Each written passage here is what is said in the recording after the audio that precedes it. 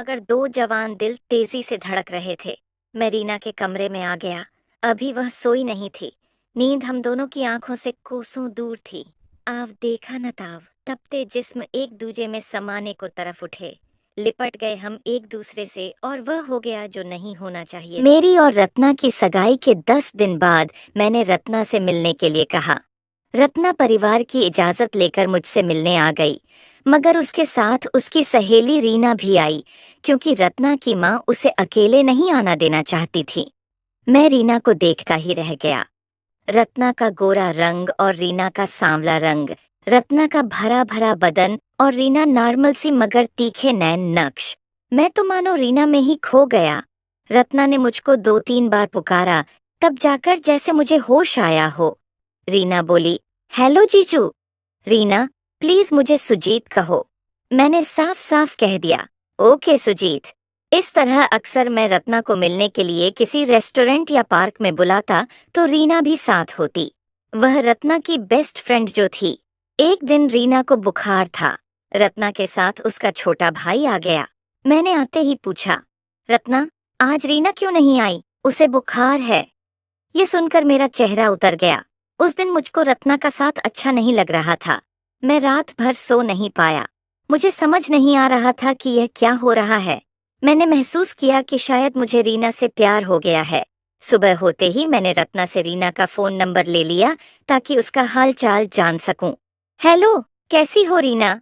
मैं ठीक हूँ, मगर आप कौन हैं? आपके पास मेरा मोबाइल नंबर कैसे आया? एक ही सांस में बोल गई रीना। अरे अरे, सांस तो लो, बताता हूँ। मैं सुजीत हूँ और रत्ना से मैंने तुम्हारा नंबर लिया है। इसके बाद हम दोनों बहुत देर तक बातें करते रहे। अब तो अक्सर मैं रीना को फोन कर देता और हम दोनों घंटों बातें करते रहते। धीरे धीरे रीना को भी मुझसे लगाव सा महसूस हुआ, मगर मैं उसकी बेस्ट फ्रेंड का मंगेतर हूँ, ये सोचकर वह अपना कदम पीछे खींच लेती। एक दिन मैं, रत्ना और रीना तीनों फिल्म देखने सिनेमा घर गए, तो मैं रत्ना के बजाय रीना के साइड जाकर बैठ गया। ये देखकर उन दोनों को हैरानी हुई तो मैंने कहा, अरे रत्ना, हम दोनों तो सगाई करके सेफ हो गए, मगर रीना तो अभी सिंगल है। अगर कोई उसके साथ आकर बैठ जाए और बदतमीजी करे तो इसका ध्यान हमें ही रखना है ना। एक तरफ तुम बैठो और एक तरफ मैं। फिल्म देखने के दौरान मैंने 1-2 बार रीना को छू लिया और सॉरी कह दिया कि मैं भूल गया था कि मेरे साथ वाली सीट पर रत्ना नहीं बल्कि रीना बैठी है। रीना और रत्ना ने इसे नॉर्मल लिया। आखिरकार शादी वाला दिन भी आ गया। दोनों घरों में शादी की तैयारियां चलने लगीं। रत्ना बहुत खुश थी, मगर मुझको जैसे कोई कमी महसूस हो रही थी। मेरे चेहरे से वह खुशी नहीं झलक रही थी जो रत्ना के चेहरे पर थी। शादी हुई।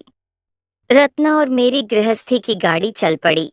इसके बावजूद मुझे और रीना को चैन नहीं था। हम दोनों अक्सर घंटों फोन पर बातें करते, कभी रत्ना के सामने तो कभी रत्ना से चोरी छिपे। इसी बीच रत्ना के पैर भारी हो गए। परिवार के सब लोग बेहद खुश थे। मेरी मम्मी नहीं थी। परिवार के नाम पर मैं और मेरे पापा ही थे। रत्ना की तबीयत अक्सर खराब रहने लगी तो उसकी देखभाल के लिए मैं कभी कभी रीना से आने को कह देता, क्योंकि रत्ना की मम्मी नौकरी के चलते नहीं आ सकती थी। रीना भी मेरी नजदीकी आमद तो चाहती ही थी। फिर हमने रीना को अपने घर बुला लिया। मेरे लिए तो यह सोने पर सुहागा हो गया। मुझको भी मनचाही मुराद मिल गई।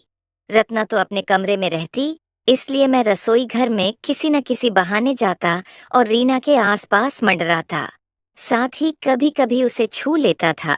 अब रीना को भी मेरा ऐसा छूना अच्छा लगता। वह कुछ न कहती तो मेरी हिम्मत भी बढ़ जाती। मैं कभी उसे प्यारी साली कहता और कभी मेरी बीवी की जान, तो मेरी भी जान हुई न कहता।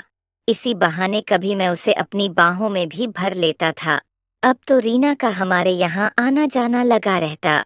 आज रत्ना को 9वां महीना लग गया तो मैंने कहा, रत्ना, अब हमें रीना को बुला लेना चाहिए। डिलीवरी कभी भी हो सकती है। नहीं, हम हर समय रीना को क्यों परेशान करें। और अब तो मुझे भी डॉक्टर ने थोड़ा चलने को कहा है ताकि डिलीवरी और आसान हो जाए। जिस दिन अस्पताल जाना होगा तब उसे बुला लेंगे। आपका और पापा का ख्याल रखने के लिए मैं बेसब्री से डिलीवरी के दिन का इंतजार कर रहा था।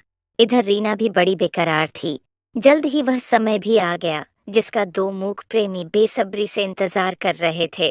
रत्ना को अस्पताल छोड़कर मैं रीना को ले आया। सभी अस्पताल पहुंच गए। थोड़ी देर में डिलीवरी हो गई। नर्स ने बताया, बधाई हो, चांद सी बेटी आई है।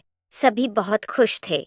रत्ना की देखभाल का जिम्मा अस्पताल वालों का था, इसलिए किसी को भी अस्पताल में ठहरने के लिए मना कर दिया गया। सब घर चले गए, खाना खाया और सो गए। मगर दो जवान दिल तेजी से धड़क रहे थे। मैं रीना के कमरे में आ गया। अभी वह सोई नहीं थी। नींद हम दोनों की आंखों से कोसों दूर थी। आव देखा न ताव, तपते जिस्म एक दूजे में समाने को तरफ उठे।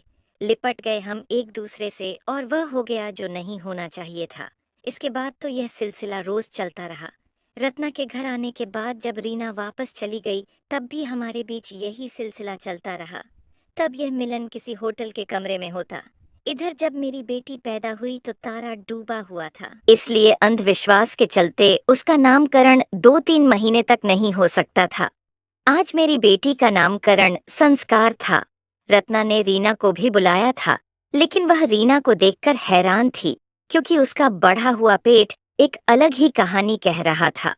दोस्तों, अगर आपको कहानी अच्छी लगी है तो वीडियो को लाइक करें, शेयर करें और हमारे चैनल को सब्सक्राइब करें। आपका बहुत बहुत धन्यवाद।